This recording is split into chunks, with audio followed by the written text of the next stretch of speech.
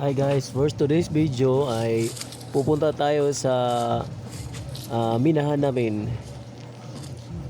Dito mag-isa muna ako kasi yung mga kasamahan ko nandun na sa bukid. Nag-aantay na lang sila na darating ako doon. Medyo mabuti ang panahon natin ngayon, hindi makulimlim.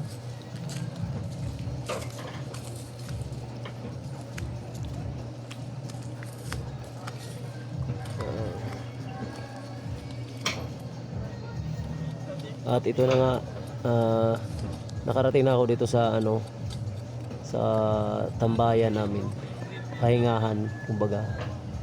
Nandito na mga kasama ko, nag-aantay kami dito kasi hindi pa oras namin para magmina kasi yung area may nakabantay pa. Pag umalis na yung nakabantay, pag wala na yung schedule ng time nila, tsaka naman kami papasok sa area. Tapos yun na nga, doon na kami magmimina ng ginto, kukuha ng bato na may ginto.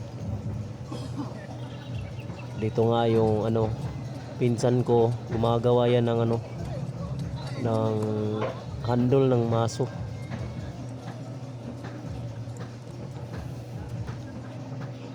At ito na yung loob ng tunnel na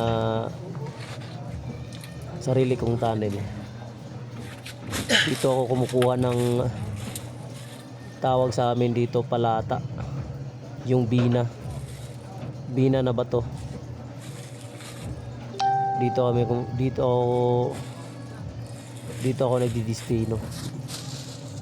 Saka ito, kinukuha ko na yung mga magagamit ko, yung maso tsaka muwel. Yung muwel, yan, coil spring ng sasakyan na yung coil spring ng sasakyan na ni straight tsaka ginawang parang matulis yung dulo, para matibag lahat ng mga bato. Kahit kaano ka tigas yung bato, makukuha mo, matitibag. At dito na nga, isisip ko na yung camera ko, pero kaso siya, against the light siya, kaya hindi makita masyado yung yung nasa unahan.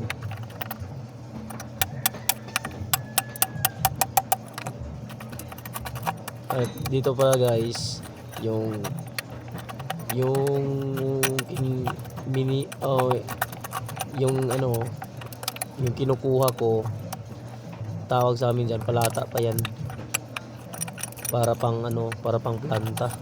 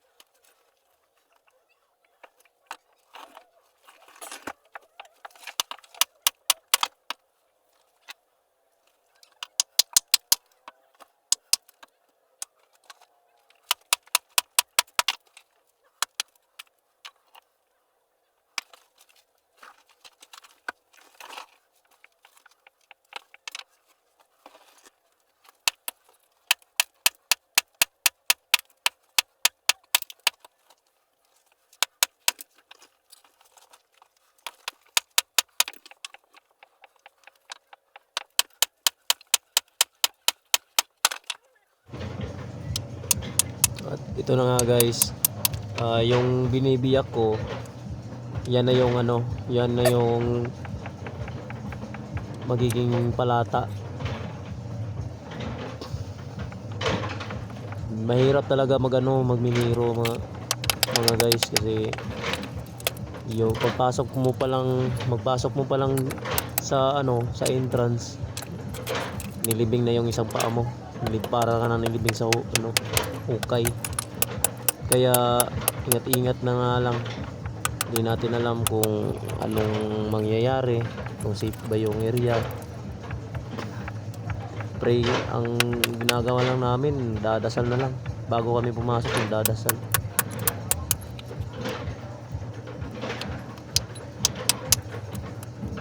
Tas ang pagmimina kasi hindi naman lahat may kasiguruhan na magkakapera ka ng malaki.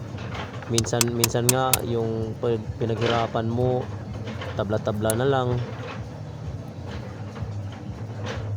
Minsan din pag binubuenas, magkakapera ka rin ng malaki. Pero yun na nga, hanggang pagkain, kasi yung trabaho namin kasi naka na sa mga utang namin.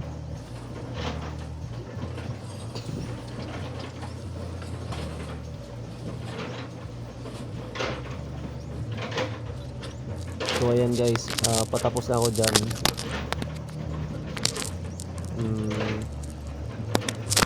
Patapos na ako sa pag mimina. At ito na nga, pauwi na kami. Yung nakuha ko nga dyan, mga 5 sako lang. 5 sako nung yung bigas, yung half sack, ganun kalaki, ganun kadami. 5 sako. Pwede po kami doon biti dito, hina-hina eh.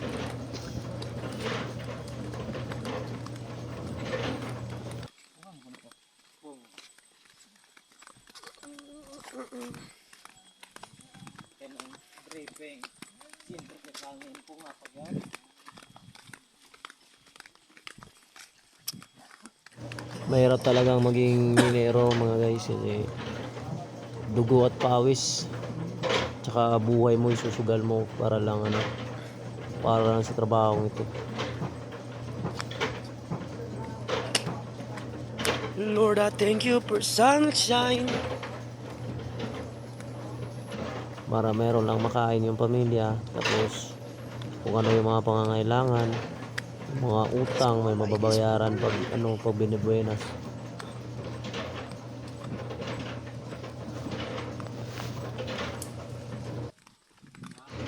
At ito na nga guys, dito na ako sa binila namin.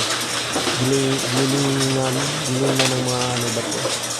Dito namin pinaprocess yung bato na nakuha namin sa bundok. Tapos dito namin ginigiling. Nilalagyan namin ng mercury. Yung mercury guys, yun ang dumadakit ng mga ginto. Para siyang pag nakuha siya mercury, para siyang silver. Pero pag naluto na, yun lalabas yung kulay ng ginto.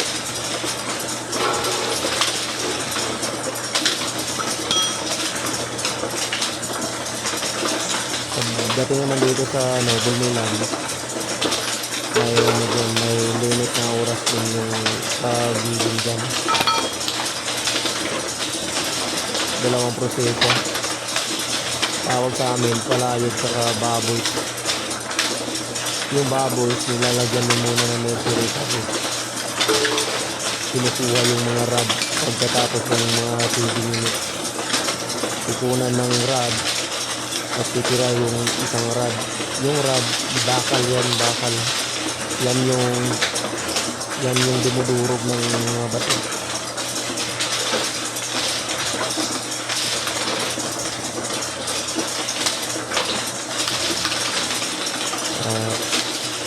Yan ang lalagyan lang ng tubig.